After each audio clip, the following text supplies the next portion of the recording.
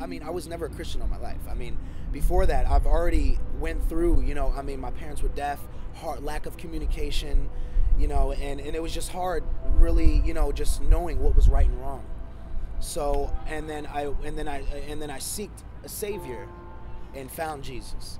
And then that's what happened when I fell off. It came from me getting so depressed and tired of hearing of different sects of Christianity, why it's so split up. I was depressed. Why is Christianity so split up?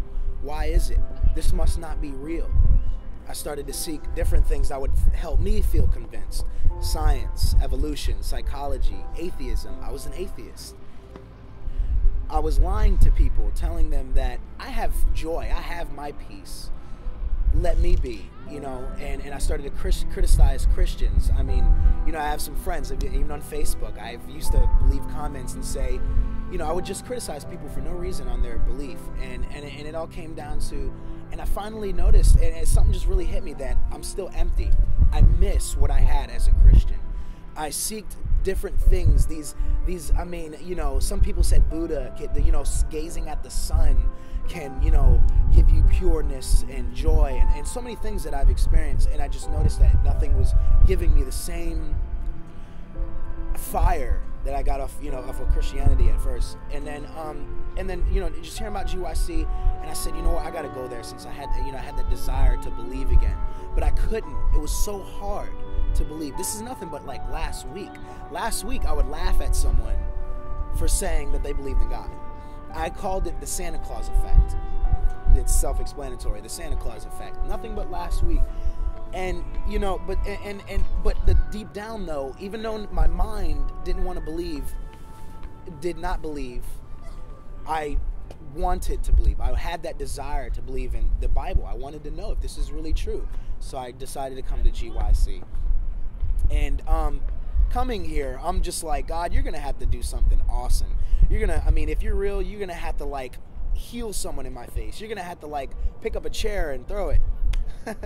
You're gonna have to do some like crazy supernatural things, and I was just, but I felt so much doubt. I was like, nothing's gonna happen, so I might as well just enjoy old friends that I've knew before. So as the process went on, and it's only been 3 days into GYC, and how much fire I have now though, and it all started from when I came here, and just my roommates that I have. And it has something to do with relating to what drew me to the Adventist belief, actually, and what really kind of drew me back into actually being more curious, and this might be real, is to actually seeing Christ-like people. And like I said, even as I was involved with the church, in that year time period, that was a year when I used to be a Christian, and even at that, I knew some people were sincere, but I always seen so much fakeness. You know what I'm saying? It sounds negative. I don't mean to call people, I don't believe in people are fake. But I never really believed in sincere Christian Christ-like. I never thought it was possible.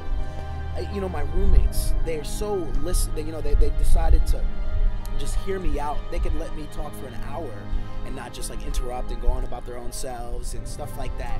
And I started to see this, and then it happened that I see that God kind of made this happen, where me and my friends, we went out for food last night, and I don't know why, but they just decided not to. They forgot to order something while we were out there for some reason. We came back. I'm ready to eat. I'm hungry. I'm starving. I'm irritated, and so they decided they're going back out. They're getting some food. I said, okay, that's fine. Well, I'm staying here. I want to eat. I'm hungry.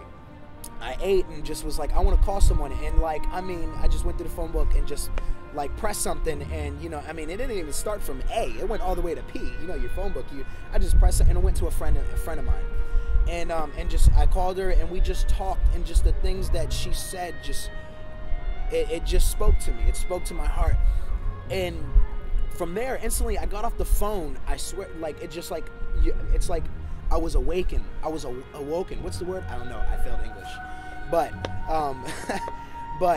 it was more like. It was like my eyes were open again. I felt what I felt as a Christian before.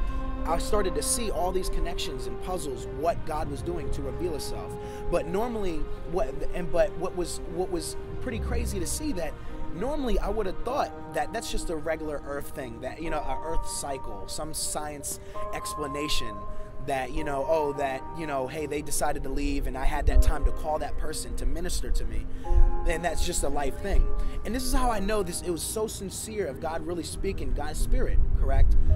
And the fact that if it was more of a feeling, because I questioned myself, is this a feeling thing? Did I, you know, and I just had some coffee. Am I just excited because I had coffee? You know? But what I noticed that I didn't even question that, oh, it must be an earth cycle. Because normally, before I'd had this thing where people would say that this happens because, you know, God did this. But I would always say, when I was an atheist, I would say, no, that's just an earth cycle. But the fact that I didn't even question, and I totally instantly believed that that was God working. I knew instantly that it was a spirit thing. You know what I'm saying? It wasn't a feeling thing like, oh my God, I'm so on fire for God. Instantly after a phone call. And just from that, it just put like a big shock. I mean, within a couple of days, you know, GYC, and it starts from just seeing Christ-like people. And it just motivates me to really be a Christ-like person. And now I see that it's possible. It is possible. I used to think it wasn't. It was like, it's not possible. You can try to, Christians can be Christians, but it's not possible to be Christ-like. But I'm here to say that I believe it is. From me, my personal experience, and now this, and I feel like, I mean, the fact that I obeyed and respected that was God's work. I mean, I've been on fire since. Nothing but 2 days ago, I'm like, oh man, God's gonna have to do, I don't believe in none of that stuff. And now here, I'm like, oh man, this morning, I woke up, the first voice I heard was like, yo, man, we're late. I jumped up, man, and threw on some clothes. I was ready to hear the word, you know? And I mean, and that's how it starts, you know? I came from a Christian to some science research to an atheist. And I mean, the stuff that I thought I knew, I would never be convinced. I would never believe. I came here so doubtful, but praying. And that just shows, man, prayer, God, it's so important, man. So important, prayer, you know, and I just like, God, what am I, you know, blah, blah, blah. Like, what am I praying to? Air? But man, it works. It works. And that's how it started. That's what brought me to GYC, you know, and just to give it a second chance, but more like God gave me a second chance. God spoke to me and said, you need to go there. And you know what? I couldn't even afford to come here, but a friend, my roommate, he actually paid for my way to be here.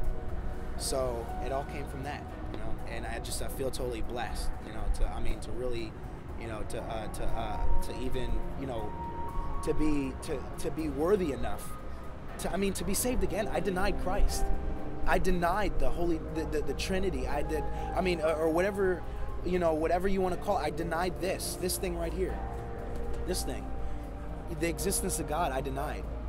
Was seriously into atheism, and out of nowhere, just seeing certain things. And it's not by, I always wanted to see, like I said, you know, it's funny, you noticed that I said I wanted to see something visual to believe.